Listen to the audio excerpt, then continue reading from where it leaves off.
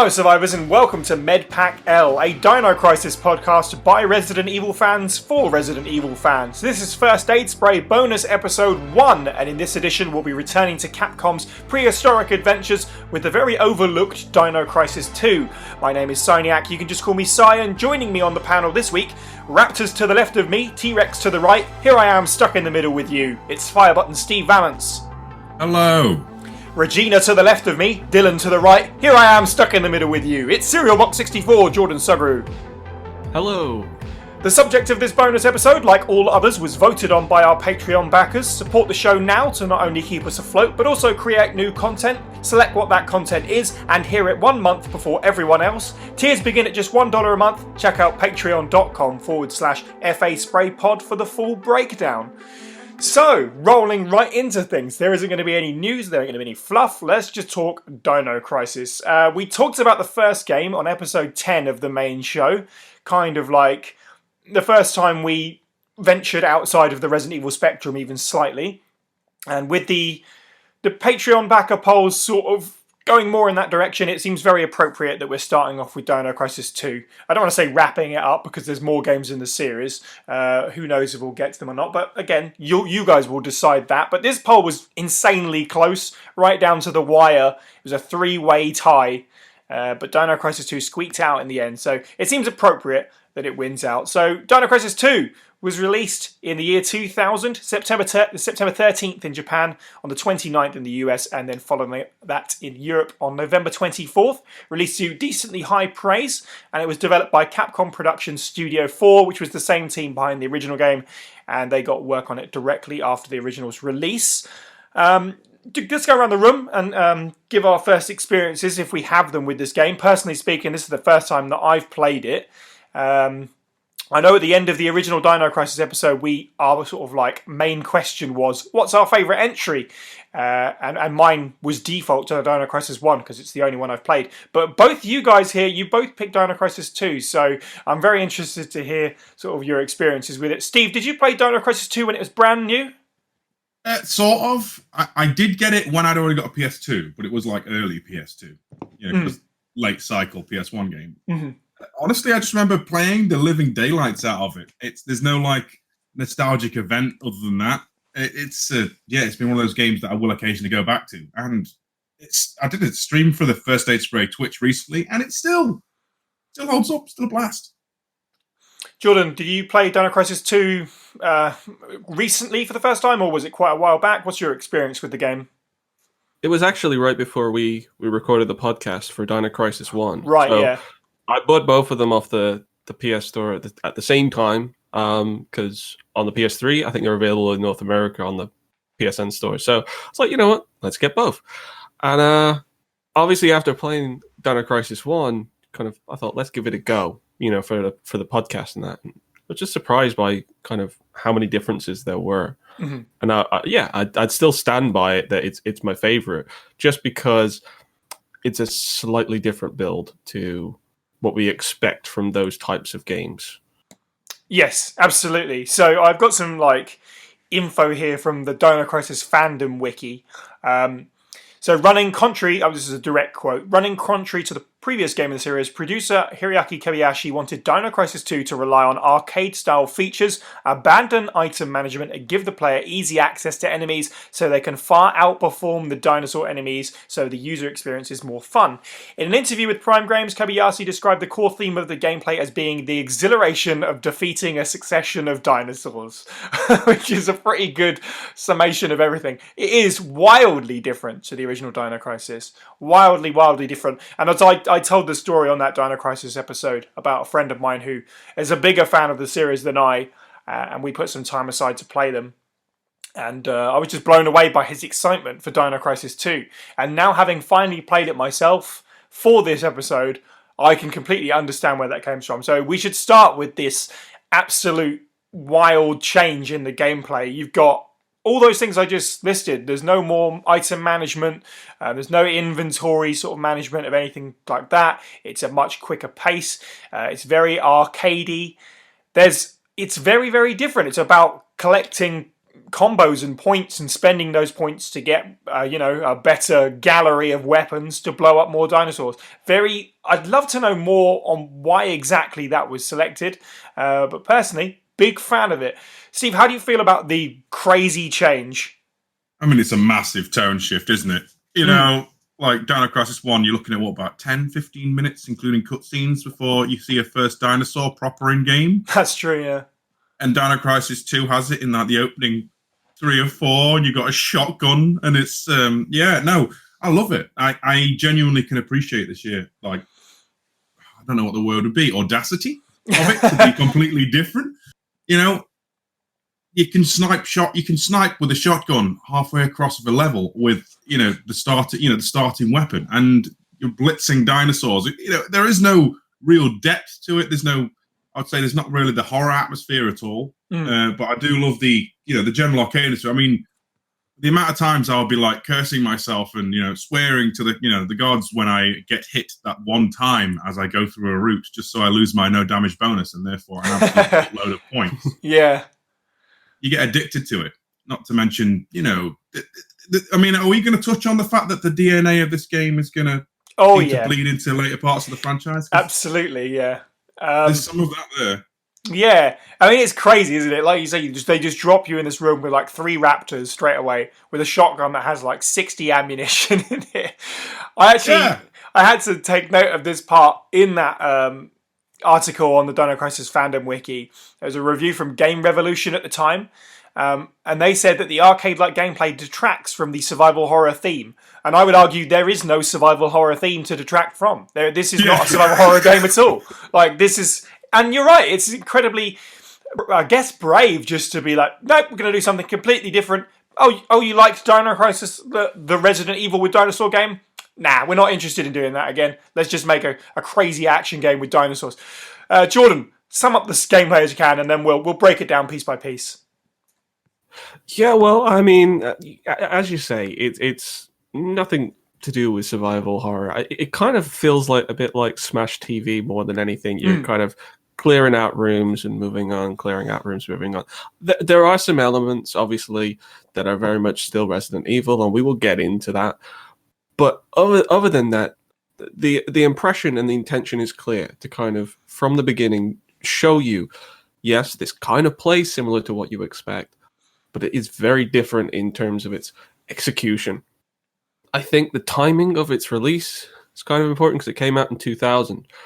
It's not to say that, it was a well-trodden road with those types of games at that point, but there'd been a lot of them in the last couple of years prior to that. And I think this was Capcom actually, testing the waters of how they could change it. And I think it came off really well. That is really fair, actually, because by this point, Resident Evil 1, 2, Resident Evil 3 was just about out. Code Veronica and Zero were being developed as well to be released sometime down the line. And Dino Crisis. Those were all very similar games, all from Capcom. So whilst the original Dino Crisis kind of tried to toy with that formula a little bit, it's fair to say it's just Resident Evil with dinosaurs to a certain extent. This, for me, is really like, okay, we have another franchise here. We should do something different. Let's try and find its own identity. Smash TV is a good shout. Like, it always reminded me of Time Crisis for some reason, like in that arcadey sense. Just who'd have thought, like, if you play the original Dino Crisis, the second game was going to be about not getting touched so you can rack up that multiplier of your points. Bizarre. Absolutely bizarre. So, yeah. Points, extinction points, which gave me a lol the first time I read that it was called that. Is that arcadey to everyone else? Because I mean, the actual gameplay of blasting dinosaurs really quickly, very arcadey, moving from room to room. The actual shot part is probably as slow as the game gets, and even then, it's not really slow in the same way that horror is. That makes it feel more home console-y. How do we feel about exchanging points for weapons? Jordan, jump back in. Well, I think obviously it's still relatively straightforward. It's simplifying it. The whole idea that you've got hubs to kind of go to in order to buy your weapons and your ammo and stuff like that. Again, it's just about making sure that you can get back into the action as soon as possible. Right. I mean, it certainly didn't seem out of place. Like it's weird because my expectations of the game went out the window quite quickly. It's like as soon as I was kind of on board with, oh, okay, this is arcade style, I was more than willing to accept everything that kind of came along with it. And yeah, I mean, it made sense. It made sense, and it also puts more emphasis and importance on the scores that you get. Obviously, it's constantly reminding you what score, what combo you have going from each room, and so yeah, it all ties together very well. That's fair, actually. Yeah, you're very right in the sense that it pretty much says everything you knew about Dino Crisis, forget it, and you're very open to just seeing what happens, and then you come across that first that sort of shop point, the little computer system, and it's like, oh, okay, this is interesting. And there's a whole lot of different selections there. Talked about the shotgun with a ridiculous amount of ammo, where you can buy, magazine extensions for absolutely everything. It just gets absurd. This is where you charge your ammunition up, which I thought was a really cool little feature as well. There's no pickup of ammo and stuff like that. You instead buy your ammunition. And yeah, various bits like that. There's little items and sub weapons and stuff. How do you feel about the Steve? How do you feel about the shop, Steve? Well, I'm pretty keen on the Steve. It's this recent replay. It's just done it for me that I really wish there was a bit crushed sample of ha ha ha ha. Thank you, and what you doing, stranger? It just feels like RE4 before RE4. Right, there it is. Yeah, someone had to say it, right? No, it's fair. Because you're killing dinosaurs for extinction points, and then, build up massive combos. The only thing it's missing is the odd little bit of treasure hunting. You can even upgrade and modify your weapons, and I love it. I just like, there's some things about the game that do genuinely rub me the wrong way, but overall, the general loop of, kill dinosaurs in egregious fashions, build up a massive no damage combo, and get counter-attack bonuses, and then dump it all at the sadly not voiced, external commissar machine thing. And then, my shotgun could do with another 200 rounds in it. And a bigger clip of another 200 rounds. While we're at it, I'll buy this weird laser gun that's like a ball of point-blank range death. Yeah, no, I'm on board, Dino Crisis. Tell me more what you're selling. It's very on message with the first impression of the game, because, the rest of the kind of like survival horror games, all the Resident Evils, they're disempowering. They're trying to kind of limit how much you can do and ultimately force you to run as much as you can, try and avoid people as much as possible. This is completely different. It's empowering. There you go. Here's a shotgun. It's got, what did it start with, like 45 rounds or something like that? Something crazy, yeah. It's 200 on easy, 100 on normal, and 50 on hard. Blimey. I may have gone through it a lot. I may have gone through it a few times. Yeah, and even against Velociraptors, which, as anybody who's fond of dinosaurs and Jurassic Park and stuff like that, they know you don't mess with Velociraptors, but you got a shotgun, so you're not going to have any problems. So from the outset, it's like, look, we're all about making you powerful against these dinosaurs. And so, you start with a shotgun, but by the end of the game, you're going to have a decked arsenal. It's going to be quite crazy. So, it's a consistent design, which I just find so interesting that they decided to make this gear shift, because it wasn't that long after Dino Crisis 1. And it didn't have to be that rapid a change, but it was. Yeah, I mean, this released just over a year after the original game. And if it's to be believed that the second game went into production immediately after the first release, then they had around a year to put it together, which is pretty impressive. I mean, it's not perfect. We'll break down every little aspect. But from an actual, in terms of an identity, I was really rather impressed. Talking about the weapons, and they've got the stupid electric thing. Starting off with a shotgun. There's like 2 different kinds of rocket launcher in this game. You get an anti-tank launcher about halfway through. It's just nuts, and it absolutely doesn't care that it's ridiculous.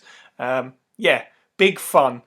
In terms of the Resi 4 stuff, it's not just the shop, just basic gameplay things like the difficulty in this, much less than some of the more survival horror stuff, is more about not being overwhelmed. That's where you could get really tripped up. If you're getting sort of ganged up on by a bunch of dinosaurs, that's when you're going to struggle. And that's very true of Resident Evil 4 as well. The difficulty in that game comes from being swamped by enemies more than anything else. It's got that reactionary gameplay kind of, the Twitch gameplay kind of thing going on there. And even so, I found this one particularly interesting. It has elements where characters were changed so that this game is less connected to the previous one. So for Resident Evil 4, it's been talked about that Ashley at one point in the story, they were talking about having Sherry Birkin in that role. Apparently, Dino Crisis 2, is it Paula, the name of the sort of mute girl? Yeah. At one point, she was going to be Dr. Edward Kirk's daughter, apparently, from the original Dino Crisis. And then they decided to sort of bin that off to kind of serve the time travel storyline, which we'll get to as well. So yeah, strangely, a lot of Resident Evil 4 in this game. Makes me very curious to see how the Dino Crisis series progresses. Perhaps we'll get to that. So it's not just about the standard gameplay. There's a lot more in this. There's plenty of mini games as well, which also something else that took me completely by surprise. Anyone got any astonishing variety? Yes, Steve. Astonishing variety. Any standout mini games for you? Well, I mean, I like most of them, to be honest with you. I think the rail shooter bits, like for example, with the sniping to cover what's his name, the misogynist dude with the hat, and on the hovercraft. That's what I want to say. I want to say hovercraft. That was so difficult to say. Those bits probably the bits that stick out to me the most. To me. Yeah, they're pretty stellar. Then there's the follow-up, sort of similar one with the Triceratops as well, isn't there? Oh yes, that as well. See, I forgot that one. It's wonderful, just like great as well. Just a brilliant little idea, having them sort of weave between the trees and stuff, so you don't know where they're coming out from. Yeah, very happy with that. Jordan, any particular sort of mini games and stuff that stand out for you? I was saying, like, the first person like shooting segments and stuff. It's so strange because you kind of look at it and you see like Resident Evil 4, Resident Evil 5 kind of like looking back in reflection, really, you know, this kind of idea of turret sequences and stuff like that. Yeah, that's true. It's like, oh, there was clearly these kind of ideas from the get-go, and they were maybe a little too apprehensive about maybe bringing it into Resident Evil at that point. But hey, why don't we try it out in, you know, like the sister series, Dino Crisis? So yeah, I thought that was pretty fun, and again, another very arcadey thing. Obviously, it would go on to just be a regular kind of design feature later down the line. But at this point, still very arcadey. That's true, that's true. Slowing down the game, there's the underwater section as well. That mixes things up. Gives you sort of like an exclusive weapon to use underwater. Obviously, the gameplay is going to vastly change because it's... I don't want to say there's platforming in it, but there's jumping and there's sort of exploring in a more of a vertical sense more than just a horizontal sense as well. That was pretty fun. It didn't go on too long, gladly, because that would have really slowed things down, I felt like. There's a section with the sort of flares as well, where you have to shoot a flare up in the air and your partner character drops a whole bunch of explosives down. Again, just more gameplay just to break it up. The one I absolutely hated, if you can count it, was in, I think it's the military facility, where you have to chase the tiny little compy dinosaur. Yeah. Wasn't a fan of that. Yeah, that's on my recent replay. I had a brief spark of memory and went, I know I don't like this area. And then when it happened, I immediately started just like cursing to myself and shutting all them down and just hurting a little pain in the bum with a card. It's not fun at all. It's not fun, and also, I didn't really realise what I was doing. I saw the cage that it's meant to go into and didn't think too much of it. So I was just chasing it around room to room for a very long time. And obviously, being the style of the game that it has, you've got these infinitely spawning enemies every time you move into a different... every time you move into a different camera angle, but especially when you come back to a room. So that got incredibly frustrating until I figured it out. But that was mostly my stupid. I think that's the only... Is that the only thing that really constitutes a puzzle in this game? I'm trying to think if there's any more... There's the keys, if you pick the wrong ones, maybe. Yeah, I suppose. Other than that, not really. I'd argue the boss fights are more of a puzzle than they are a boss fight, except for maybe if you count the Allosaurus with Regina. Yeah, the Yeah. game is still in love with key cards, isn't it? That's true. Yeah, yeah. That's actually a good sort of like part of the first act, isn't it? When you swap over characters for the first time, it literally comes down to need the right key cards. So definitely still Dino Crisis. At least there's no DDK codes or anything like that. There's no like cipher puzzles to save diddlers. Just get the right key, put it in the right socket. This is true. You know, I like simplicity like that. It makes things so much more simple. I mean, sorry. It's early. I'll forgive it. I mean, there's no need to overcomplicate this. Like as the producer himself said, the core theme of the game is exhilaration via defeating successions of dinosaurs. So anything that would bog it down too much, completely unnecessary. I found the pacing to be really interesting. I was found the game overall to be surprisingly addictive. Yeah, and as it says in my notes, really simple to play, but completely satisfying. I did struggle a little bit with the controls. From a personal perspective, it was hard for me to shake off the resi control habits that I have. Moving and shooting just still doesn't feel right, even though it comes across from the original Dino Crisis. I mean, you're sprinting on this one. It's not casual saunter. You're running with your shotgun firing. Yeah, it feels very strange when you're not used to doing that. So I probably could have had more success if I'd utilised that more. The game also has Quick Turn. Was Quick Turn in the original Dino Crisis? I don't recall. I can't I remember. don't think it was, because I found it particularly strange that it's mapped to a shoulder button in this game. It's the controls are probably the only bit that I didn't enjoy, just because the gameplay's changed, but the actual movement itself really hasn't. Yeah. And I was just I couldn't help thinking that, otherwise, game's great, but movement could be awkward, and if you were trying to get to like a particular door or something like that, that might be towards the edge of the screen. You end up going onto another screen, which you come back, you might respawn enemies. Right. It can be a bit tricky. But I did wonder, would it have been possible to maybe pull this kind of control scheme off if you were using dual analogs, as in using right stick to kind of turn around and aim and stuff like that as you move from room to room? Because in that respect, it would be more like a top down shooter, like Smash TV or something like that. And I can't help but feel that it could have been more streamlined, and that was just something that they kind of overlooked because, I don't know, I guess at the time they were just really in love with tank controls, despite the fact that they were changing a lot of other things about the game that made it much quicker. I wonder if it was just a reliance on them at this point, where it was just like, well, that's just what's acceptable. That's what people are familiar with. So again, if the game only had a year to create as well, you want to get those basics down and out of the way. And now, reading the file Doctor's Papers Time Shift from Dino Crisis 2, Yamada, who you can follow on Twitter at _Yamada_0_. Again, the day has come. January 14th. This is the day when the third energy accident occurred, and we were sent to this time. This is the 10th time this day has come, and every time I feel the same despair.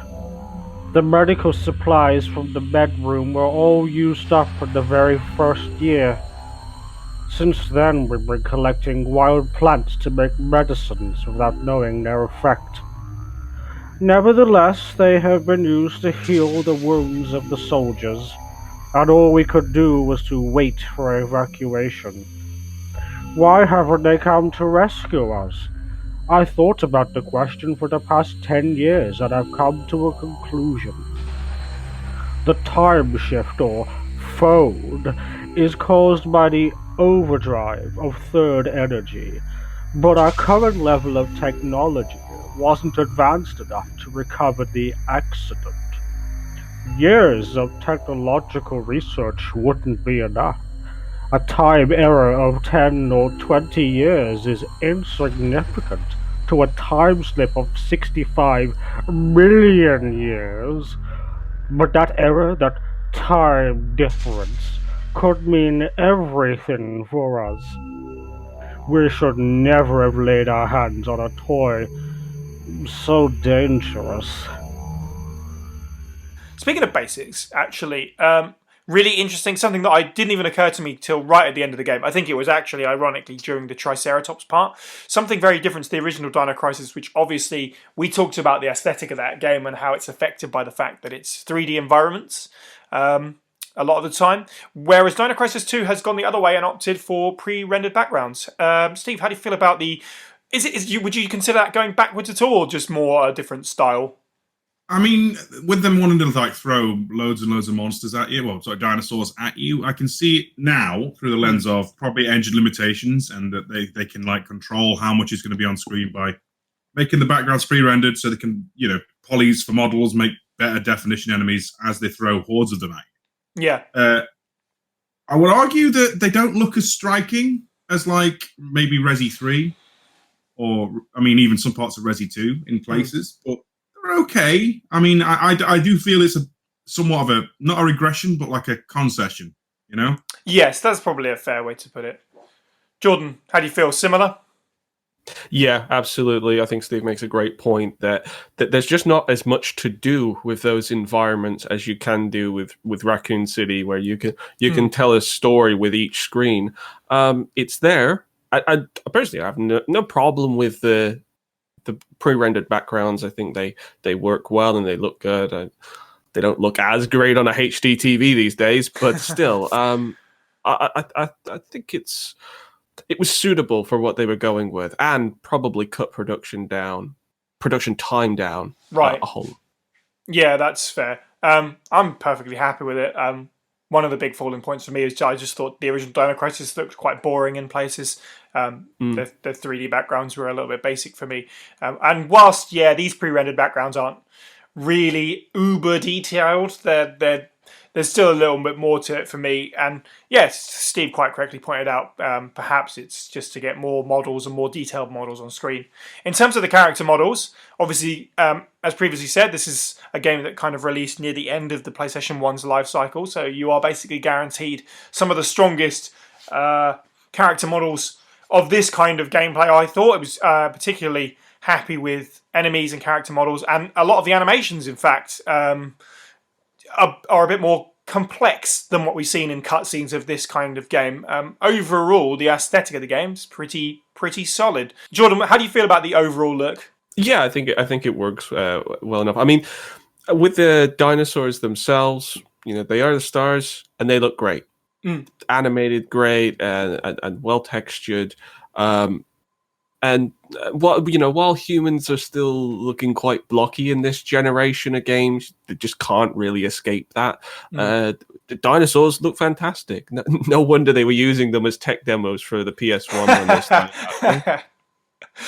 That's very true. That's very true. They always usually show off cars, like on new hardware, you know, because it's the best way to kind of show off your graphics and that. But you know, PS1. It's all about dinosaurs. Oh, show us your T-Rex.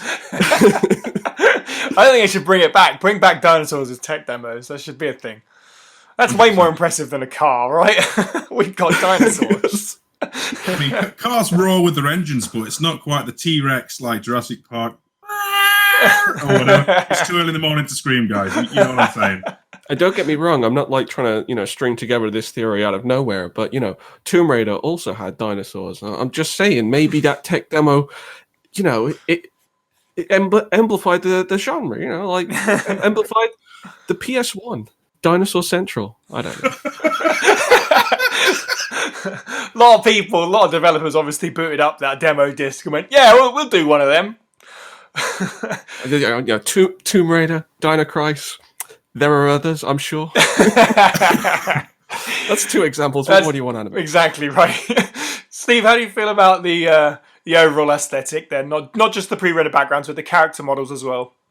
I like them. I feel like this is paradoxical because I'm pretty sure it's the same model, but I still think Regina stands out the best. You know, Dylan as a player character is kind of like this weird blurriness. It might be just my HDTV. Dude in the hat, he's okay. He's obnoxious to look at, but as previously stated, the dinosaurs are the star of the show. Like, I loved it when you were going through a previously explored area normally, and there'd be a little vignette in the background or something.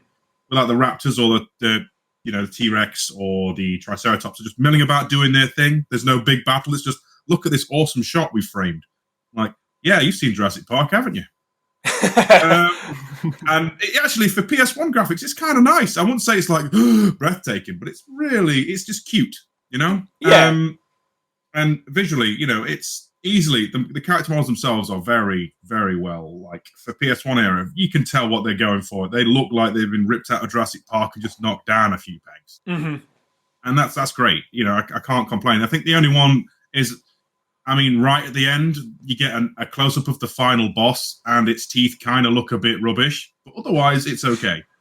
Yeah, no, that's a very good point what you're saying about sort of like the background action of like Triceratops milling around, and there's sections where you're sort of going over, like, I think it's kind of like a bridge or whatever, and there's dinosaurs moving along behind you, a lot of commotion going about in the jungle. It just gives it a bit more life, and to have the sort of I guess it's the T-Rex or something that's chasing you through the game that's been blinded in one eye, and that's part of the character model every time you see it. I thought that was really cool as well. I feel like that's a reference to one of the Jurassic Park films. Maybe I'm making that up. It's been a while. But yeah, nonetheless, generally pretty solid looking game. As to be expected from the end of a console's lifespan. It's found the boundaries of what that console can do. And even at this point, with 1 year, apparently, of development time, they made a pretty decent use out of it. What, that it was made in 1 year? Yeah. Compared to Dino Crisis 1, it's like a very, well, we've already touched on it, but a massively different kind of game. Like, we haven't even touched on the accessibility of not just the straightforward shotgunning and stuff. You've got a one-button melee button thing. We didn't see that until Revelations in the flipping main series of Resi. Yeah. Simple slice of life stuff, different sub-weapons.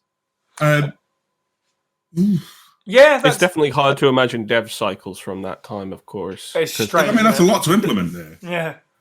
Obviously, sort of standards for how long you need in order to make a game, in the business changes from year to year. But yeah, like a year to make any game can be tough. Around this time, Majora's Mask was being made within a year.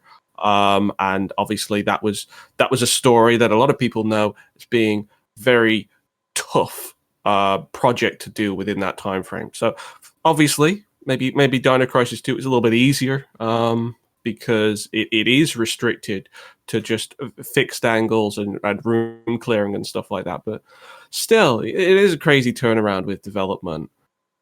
Yeah, I think that's a really fair point. This is in no way to knock it, infinitely more simple than Majora's Mask, your example there. That being said, Majora's Mask uses a lot of reused assets, as most people will know from Ocarina of Time and stuff, and that's one reason why it was managed to make that 1 year deadline. I would love to hear more about the development of this game. As I say, I tried to look it up a little bit, and I didn't really come across too much in terms of interviews and stories from people working behind the scenes. I feel that's a real shame because it's such an interesting little enigma of a game to suddenly turn everything on its head like this. And it to me, yeah, it's one of these rare cases where it feels very different to the original game, but it's still recognisably Dino Crisis. It still looks like Dino Crisis enough to be like, okay, this is the second Dino Crisis, but it's a completely different ball game. Steve, you mentioned like sub-weapons and all these little extra bits, but quite rightfully, we should probably cover as well. You've got the two characters as well, which means more of a spread of weapons as well, and they both have their own little... I guess it's the sub-weapon that entitles them to get to certain areas in order to progress the story differently. Regina has... It's like a stun gun kind of thing, which you can operate electric machinery with to sort of open doors and stuff. And Dylan gets a standard knife, which is for cutting down vines. And the game instantly introduces that aspect to you. How do we feel about Dylan as a character? He's sort of more like the main character this time around.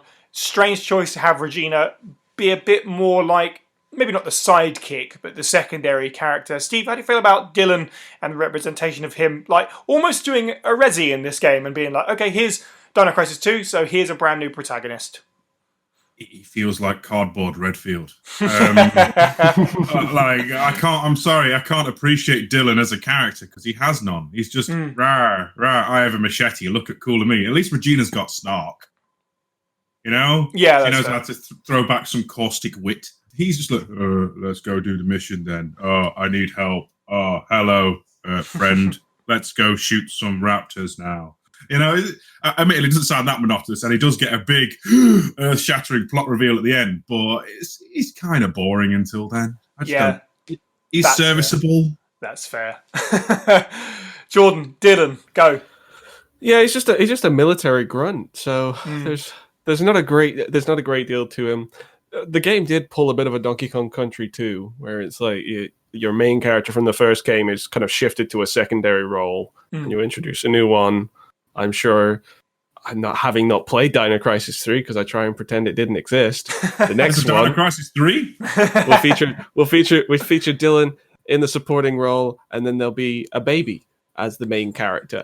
You know, just like Donkey Kong Country 3, it'll be perfect. I mean, I will say this. Don't ask me too much about the story. I know there isn't that much anyway, but I largely played this game with my own music playing. It was one of those games where it just kind of like it was more fun to just kind of play as it is arcadey.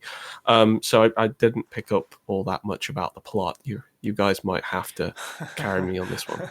Well, that's a shame, man. The music is actually pretty stellar in this game. Yeah, while we're there, go ahead. Yeah. Yeah, I say there's a few like low moments where it doesn't actually play any music and the action kind of feels a bit hollow for me. The music needs to be thumping and like, you know, there's no atmospheric, I want to say keyboard tones from the original Dino Crisis because it felt very synthy in places. This is like first sequence, drum and bass, you know, the occasional raptor roar and you're like laying waste. It's always like some kind of like funky drum beat going on. Even the boss music's like full of bombast. Like I want to say, they've got silly names like Dino Crispo and Anti-Satellite Attack, and they're all like big. Like if Jurassic Park could get any more epic and actiony at the same time, like somehow they took Jurassic Park soundtrack and Alien soundtrack. That's what this sounds like at times. With a bit of drum and bass. Yeah, there are some pieces in there that I thought were particularly good. Otherwise, unobtrusive but suitable. Just, solid overall. Not something that I would necessarily seek out, but there are a few pieces on there that I thought particularly strong. I thought it was funny that my favourite piece of music is a piece of music from the original game. When save theme. Yeah, when you come across a save room theme for the first time, you get that sort of that tingly, familiar feeling of safety. In the same way you would when you walk into a save room in Resident Evil. I thought that was a wise choice. Nice little bit of nostalgia. Otherwise, it's all completely original stuff, which I thought, was very good selection in that sense. And maybe that was the note on the design board, you know, when they were making this game. Everything's got to change, but that save theme, that's staying. That's a banger, that stays. I'm pretty sure the soundtrack is on Spotify, and I've had... by all means, listeners, correct me if I'm wrong, but I'm pretty sure there's a lounge jazz version of one of the battle themes as well. Like that's how bizarre and crazy this game can be. It's got a lounge jazz battle theme that's not in the main campaign at all. Lounge jazz is just so late 90s, isn't it? It's great. I'm just doing a double check to see if it is on Spotify. So yeah, I guess go and check that out. That's what I'll be doing in a moment. So. Going back to characters, you were saying Regina's back, she's got the snark. Unfortunately, I felt like that she didn't get enough time to show that snark off in this game, with Dylan being the sort of lead. But it was nice to have Stephanie Morgenstern back as Regina. Those two, and Paula, who is kind of just there for the story sense, who's a bit of a mute. And then it's the guy that you've mentioned, Steve, the Mr. Misogynist himself, David. That's the entire cast.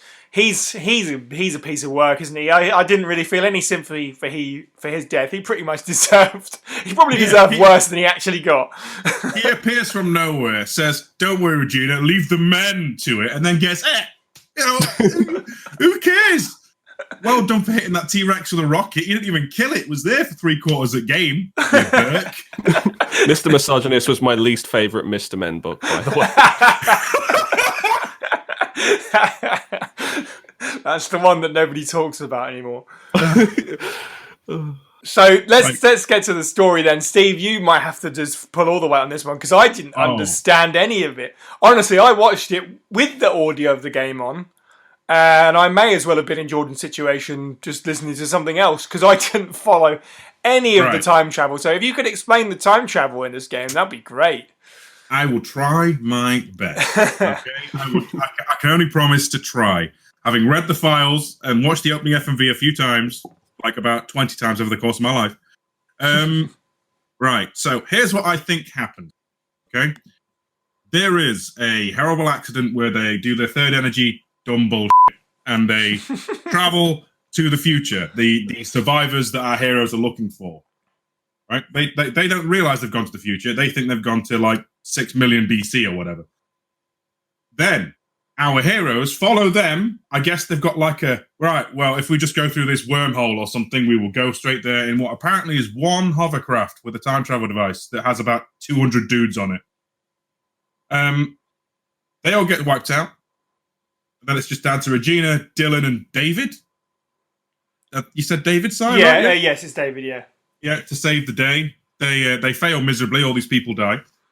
All the while, they're being attacked by these random motorcyclists from the future without motorcycles, but they have Tron disc launchers. Basically, all this continues for a little while as you go through these strangely ancient-looking facilities, and you find out you've been in the future all along because the future picked some dinosaurs up from the past to try and save them from extinction, to save the human race for some reason. I am not sure why. And then Dylan gets stuck in the future after having just had a lecture from his future self with his newly found daughter, who's about his same age, Paula. Regina then goes in the time travel machine to promise to bring them back, and then that's it. That's the end. What? Yeah, exactly. The bit that because some reason, that's the part that completely lost me. So I'm none the wiser.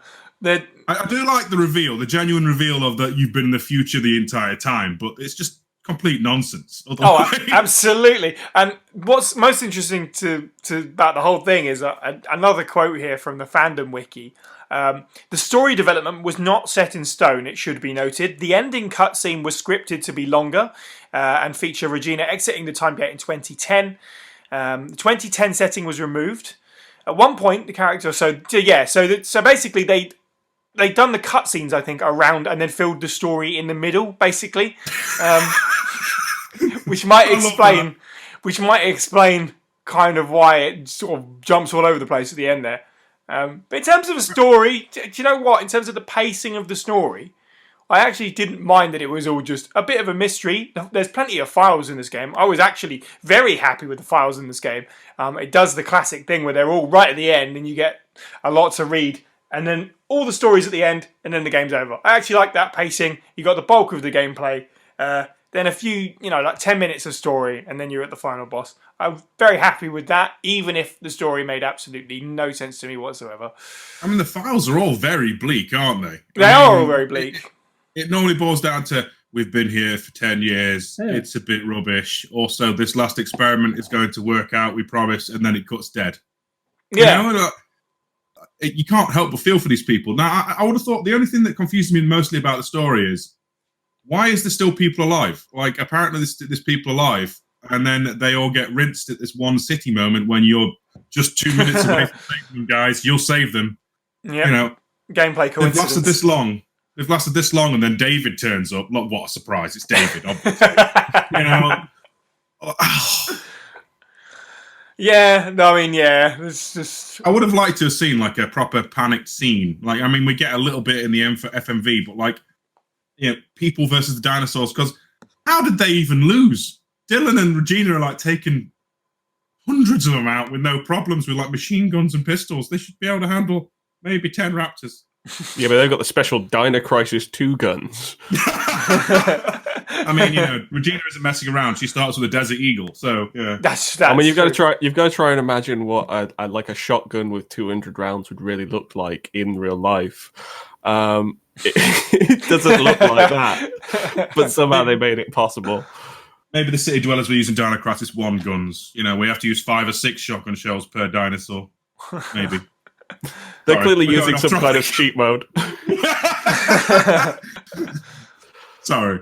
So, talking about the files as well, just sort of a peek behind the curtain a little bit, is that obviously this being the first bonus episode, and we do file readings on the main show, and I was like, not quite sure how we're gonna deal with this. We'll figure it out. So I asked, listeners, did they want to hear file readings for Dino Crisis 2? This was before I played the game, because I knew there was files in it, I just didn't know what. And I'm glad that the general response was, yeah, let's do it. Because I was very happy with the files in this game. There's quite a lot of meat to it. I was pleasantly surprised. I had a good time reading it all as well. So more of that, like, the game's very fast-paced in a way. But it's got that, and Steve, I know you'll be a fan, because you were a fan of this in the original Dino Crisis. I was very happy with the environmental storytelling of it as well. Lots of cool stuff in the background to look at, especially in the sort of like facility areas. I mean, when you break down the big plot reveal at the end, like, you've been in the future and all this lot, and it's been 10 years for these people, but thousands of years or God knows whatever, and like, there's skeletons, and like, where's the skeletons? It should just be rotten or whatever. And then you look at the whole thing falling apart. I love for example, the underwater section where there's just the odd body stuffed in a corner where they really just gave up and stuff. I just want to touch back on the files. Was anyone else keen on the dinosaur files? I loved how they were written from like analytical perspectives of the survivors trying to understand them. It made sense. It was a little bit like, here's a boss coming up. This is how you beat it. But there were Giganotosaurus. We have never seen this one. We have no idea how to. Pretty much. That was the best. Where it was like, everyone who's encountered it has died. Ergo, it might not actually exist. They died. So what? Yeah. Oh well, but they were entirely missable as well. To be fair, though, so I just like that aspect. Right in the way, but there are a lot that are in the way. The reason is if you get them all, you get infinite ammo. Oh, okay, interesting. Yeah. Fair enough. First Easter egg hunt I think I ever did. Like, you got your hidden packages and whatever in your Grand Theft Auto games. Probably the first one I ever did. I guess there can't be that many, right? It's not a terrible amount of enemies. It's 13 or 12. Yeah, it's not a lot. And the game itself is under 5 hours long, so it's really not going to take that long to get through, just to pick up some files. It is, but what we were saying before about just how much it switches things up, that's an impressive amount of variety for what is a short game. Personally speaking, as someone who is insanely busy all the time, I was very happy with the fact that I could play this in 5 hours and be like, that was a good experience, and put it down. Did you guys feel like it should have been longer, though? Jordan? No. I think it was perfectly well suited to that kind of runtime. There wasn't too much of a sort of backtracking, and you're just going from room to room.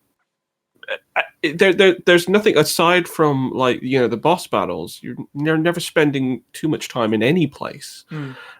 You're always moving. So I would even go out and say that if they had followed this up with a Dino Crisis 3, if one was to ever exist, and they followed this kind of trend, I could easily see them trimming even more fat off the game, if you can believe it.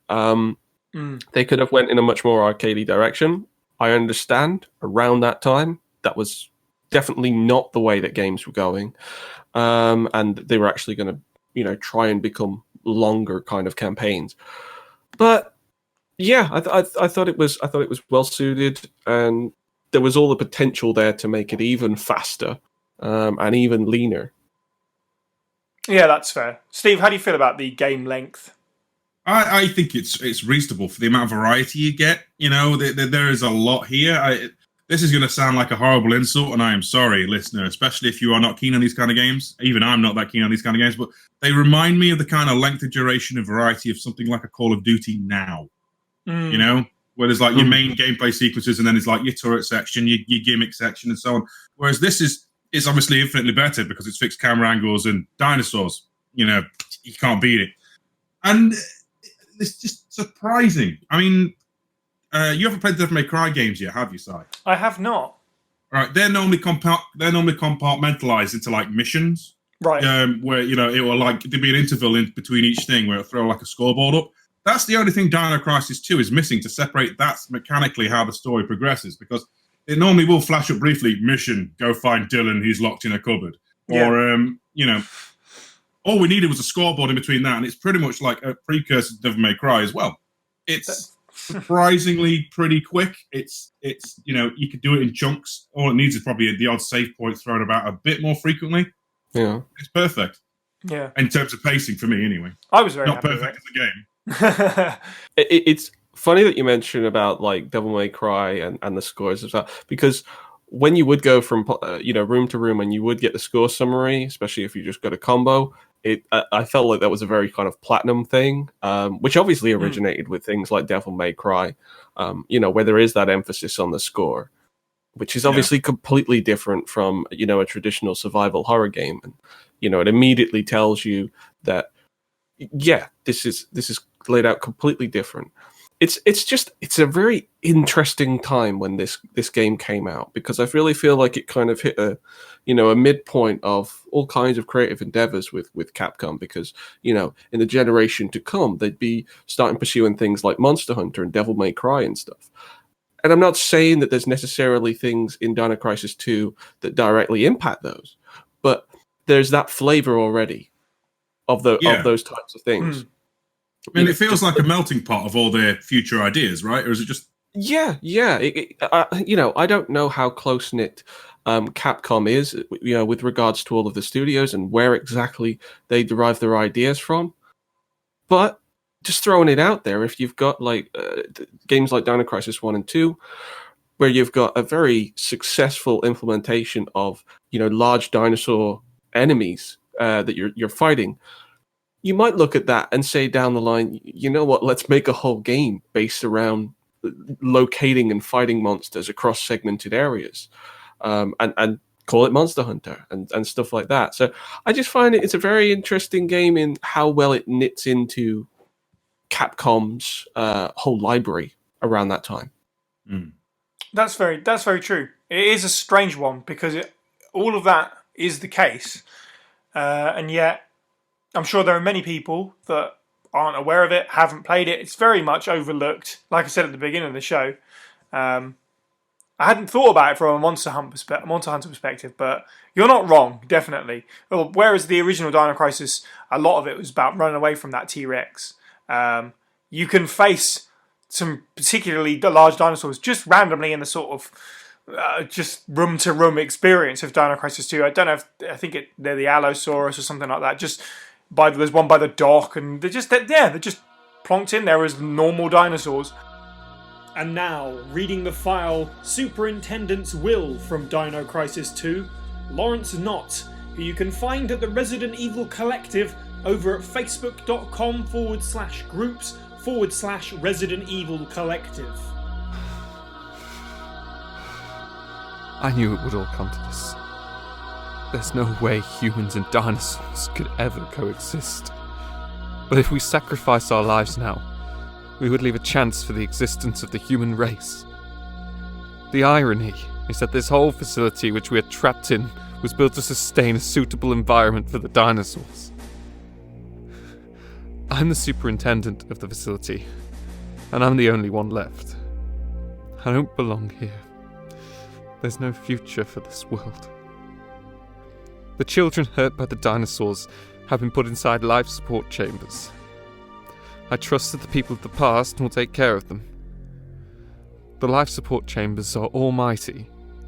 They should be able to heal any wound, no matter how critical it may be. Also, the life support chambers will feed knowledge and teach them about this world. However, the chambers were originally designed for the growth of dinosaurs. Thus the knowledge fed will be limited to the knowledge of coexisting with the dinosaurs. The tragedy is that the children will eventually lose their speaking ability. But instead, they will have been input with instincts to protect the dinosaurs. Today, I've recorded my message for the man who will definitely come here. With this, I have nothing to regret. The enemy variety in this game, while I'm on it as well, it was really cool to see flying enemies, water enemies for the first time in Dino Crisis. That wasn't a thing in the first game. Even if my favourite part of the game is just the part where they're all completely useless and you just rack up loads of points. On the dock, yeah, we just belt them. Yeah, just getting like combos of 12 or something in every room. Just, yeah, that's good fun, isn't it? Like whack-a-mole with an assault rifle. It's hilarious. Exactly. Whack-a-mole, but it's in like default mode, so they're all up. Yeah, it's like this is the But it easiest takes, like, whack-a-mole. Just like 2 or 3 bullets per thing, right? Oh yeah, I mean, at that point I was like, oh, I've misspent my money on some things. I should really have some better weapons for Regina, and that appropriately came along, which allowed me to get, I guess it's like the assault rifle at that point or whatever, whatever her fully automatic is. So cleaned out a few of them, and then just sat there blasting them all away, and like, yeah, two assault rifle shots, something like that. Great stuff. God, is ridiculous. The sound is sort of like forever burned into my mind now. Was the only other thing that I wanted to cover as well as the sound design in this game. We talked about the music a bit, but Steve, how did you feel about the sound design? Solid, really, really solid. All of the guns had a unique little thump and kick to them. They all feel like they have the right level of like giving off their power, their emphasis. Except maybe the, as I see it now, solid cannon, which is neither solid nor a cannon. It's a Tesla ball. It's just, you know. All of them like really impressive. I still think the standouts, obviously, the dinosaurs, the pterodactyls, or however you pronounce it, are still burned into my memory because they are right squirrely painted the bum to hit, and they forever rob me of my no damage bonus. Those fiends. Yeah, they're a real pain, definitely. Yeah, but no, I actually think it's probably one of the stronger efforts. You know, when you look at from the timeline of Capcom games to this point, I think it will get supplanted by the likes of like RE4 and whatnot, but compared to its PS1 predecessors, I actually think it may blow the rest out of the water. Maybe not Nemesis, but you know, the actual, it's pretty strong. I was because I've never played this until now. This was a strange experience for me because I felt that there was a lot of nostalgia in this for me. Those sort of like chunky PS1 sound effects. I don't know if they were directly ripped from Resident Evil, but a lot of like the footsteps, with just very like the clunking on metal footsteps, felt very Resident Evil. So there was some serious nostalgia going on for me. And some of the alarm sounds that you get in some of the facilities, I'm fairly sure are just ripped directly from the same sound package that Resident Evil used. The big siren ones at the start, or near the start, they're remake 1, which means this is technically their first use. Yeah, there's a Resi fact for you. Actually, the remake 1 siren, Dino Crisis 2 siren, but no, definitely. Jordan, how did you feel about the sound? Did you pick up any sound effects, or was it just all drowned in the arcadey music you had playing? No, I was still able to hear the sound effects to some extent. I mean, there wasn't anything that particularly sounded generic or anything like that. But as you say, it is limited from the sort of the generation that it came out in. But the sounds were otherwise, perfectly serviceable. I can just only imagine what kind of sound effects they might have, say, if you were to remake the game now, and the way that they kind of could direct it, with a wealth of kind of Foley effects that you could use to just add a whole lot more ambience to places like the jungle and the facilities and that. I mean, it's fine. There's still a few, in those quiet sections I mentioned earlier, there is like, you do get the full-on like jungle ambience going on, and you can hear stuff rustling around. Mm-hmm. Yeah, I'm going to say this because you clearly had like your favorite like Nintendo dance album on while you were playing. The only sound effect that I didn't like, there's one. You're speaking about atmospheric noises in Edward City.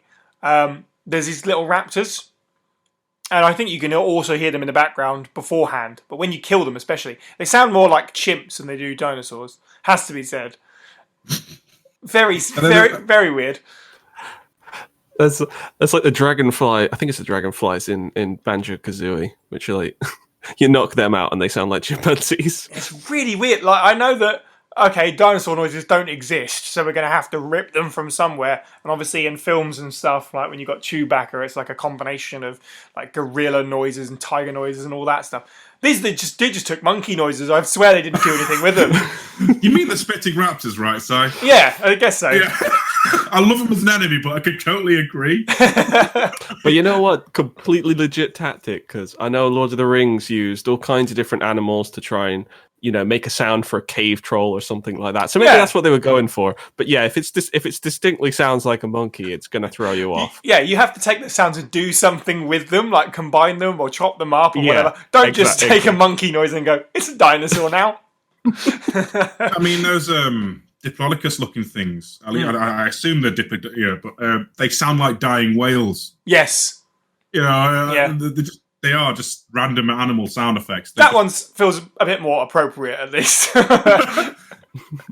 How do you know, Si? They might have meowed. I guess that's true. Dino Crisis 2, I like the aesthetic, but none of them have feathers, so it's not legit. This is true. This is why we need a Revelations 3 Dino Crisis, gosh darn it. Is there a particular point in which sort of the feathered dinosaurs sort of entered the knowledge base? Because I know it was kind of like around the time of Jurassic Park, it wasn't really that well known. I remember hearing it. I don't know. I think I remember hearing it around the time of something like Jurassic Park 3, perhaps. People were more talking about it. But at that point, everyone just kind of went, meh. Yeah, they're like, we're used to how these look now. We've got the toys. So. I mean, they've got the cop out of the DNA from frogs and stuff there, haven't they? Well, yeah. It's. I mean, you can forgive it. It's an established franchise with its own history. They aren't suddenly going to have to try and explain feathers. So, hypothetically, if there were a Dino Crisis 3, what is that? Why this hypothetical version of Dino Crisis 3 went with weird space zombie dinosaurs? Dino Crisis 3, I can't believe. No, wait, what am I on about? That never happened. That would be fantastic. Dino Crisis in space, what a peculiarly strange idea. That would be bigger than Resident Evil by now if they released Dino Crisis 3. This would be the main podcast. The worst part is when this turns up on the poll eventually, it's going to win now. Dino Crisis 3, but it doesn't exist. So I mean, I hate to tell you, it's a very simple way. It's a very simple way of just doing that. Just don't put it on the poll, please. That's fair enough, and I'll burn my copy too. What, you've got a copy of Dino Crisis 3? I have no idea where it came from, but it's on my shelf, and I've never played it because it was never ported to future Xbox consoles. You have to get an original Xbox to play it, and that's been in the loft in my parents' house for the longest time. Wow. So technically I can get it out and play it at some point. Whether or not I want to is a different matter. Yeah, I got the original Xbox. It's right here, but you're not going to get me to play it. So you two can do that podcast by yourselves, boys. Yeah. I'll just play Dino Crisis 2 again. And you wonder why all of my answers sound the same.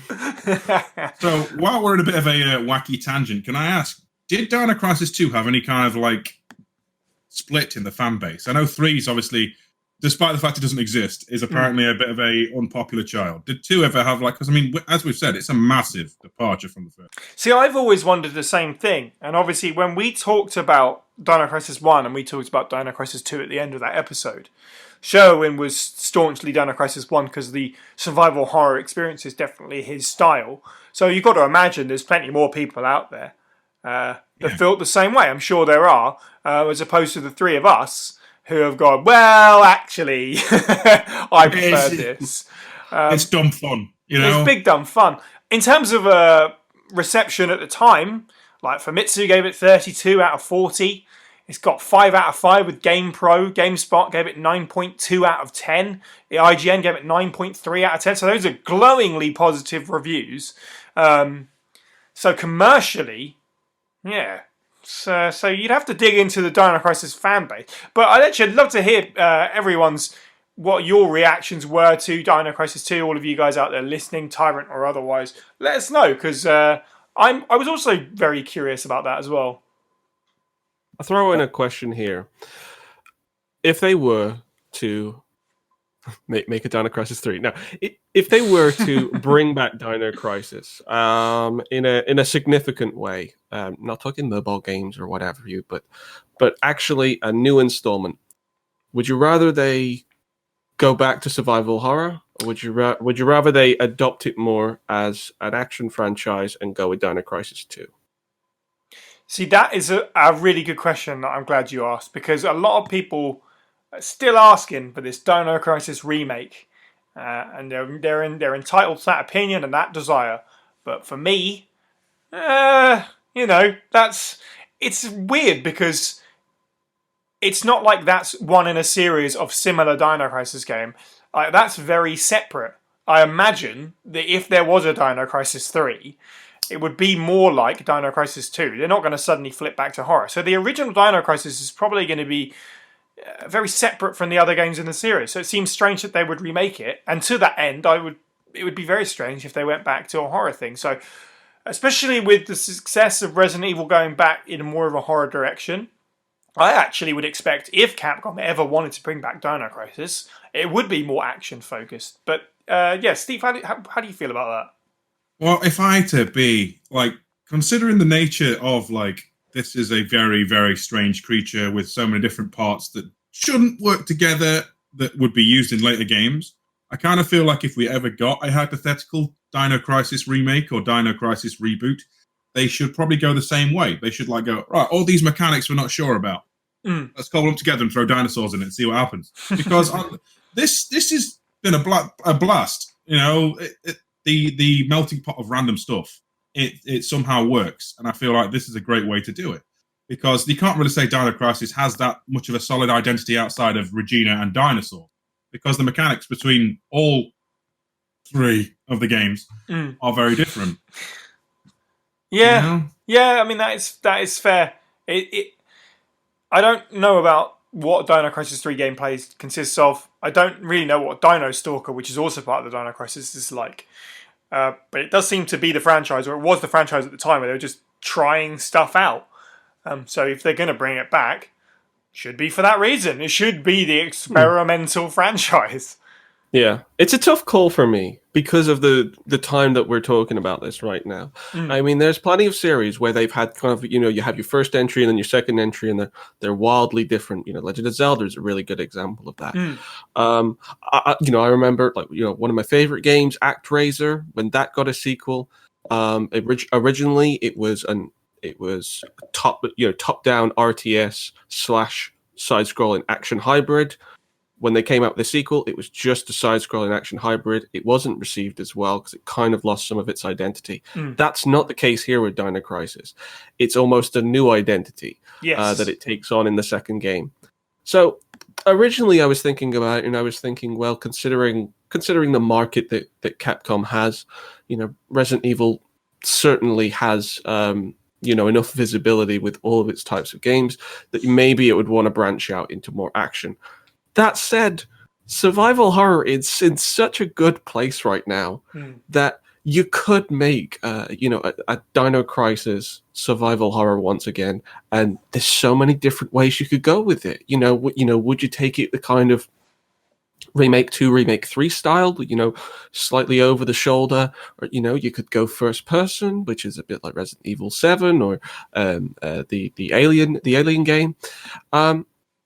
There's so many possibilities for the game, and obviously it depends on how people would sort of react to dinosaurs, because obviously it was following on from the success of Resident Evil at the time. Therefore it made perfect sense for Dino Crisis 1 to ape off a lot of that design. But you're replacing zombies with dinosaurs, and that's a very different flavor of enemy, and so it made a lot of sense to kind of shift to an action style. Frankly, I'd love to see both. I know just getting one of those games is currently not looking like it's going to happen, but we'll hold out hope. But that's what I would. I'd like to see them try out both. Yeah, never say never is really what it comes down to. But yeah. I mean, we've got RE2 remake. Anything's possible at this point, right? Precisely, yeah. And I mean, to that end, a really dark horror game. Oh, when you said Alien Isolation, kind of made my eyes light up. Just imagining something with that kind of atmosphere, but being slowly chased by a huge T-Rex. That sounds pretty cool as well, to be fair.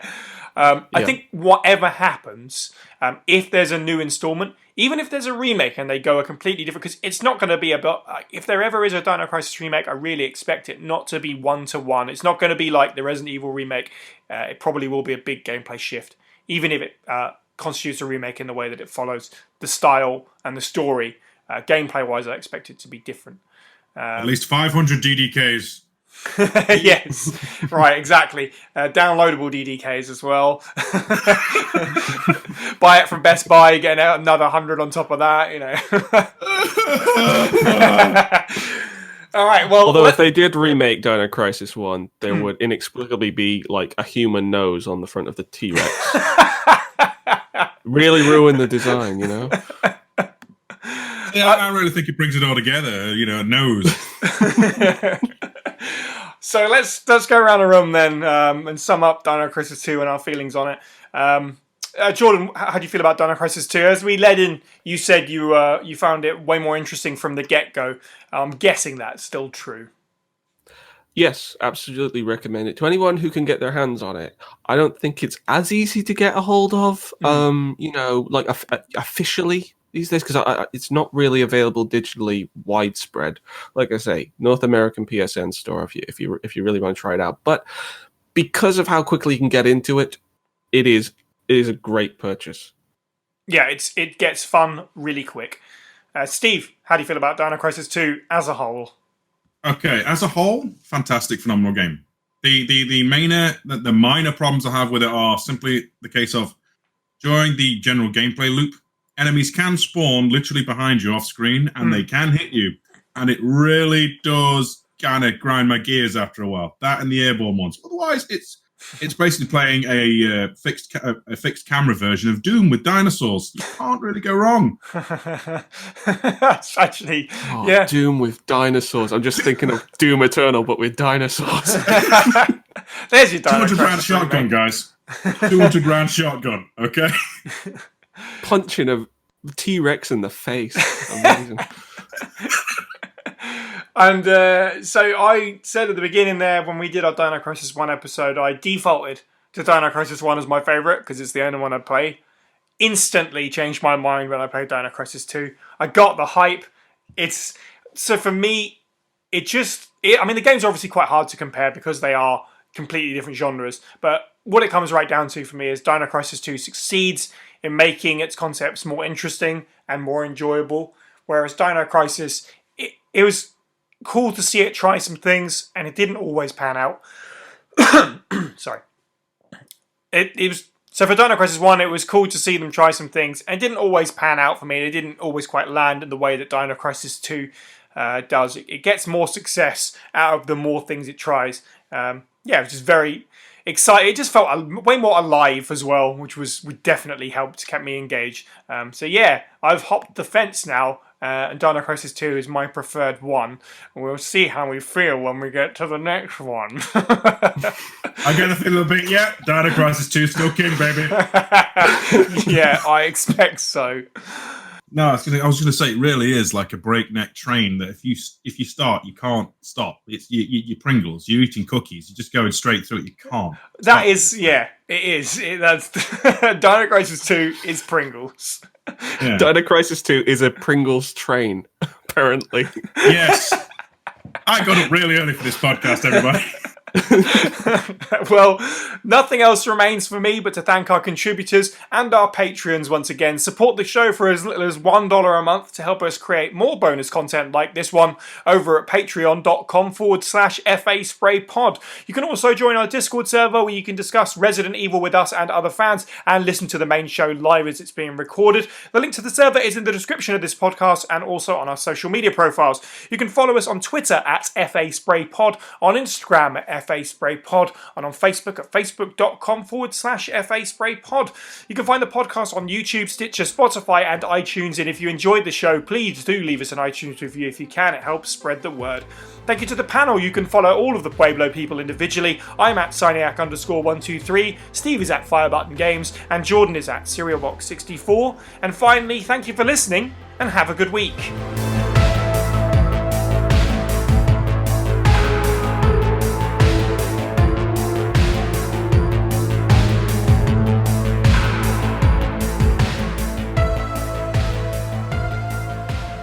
Oh man, we didn't cover the mini game, the side games in Dino Crisis. Oh well. The kind of crap.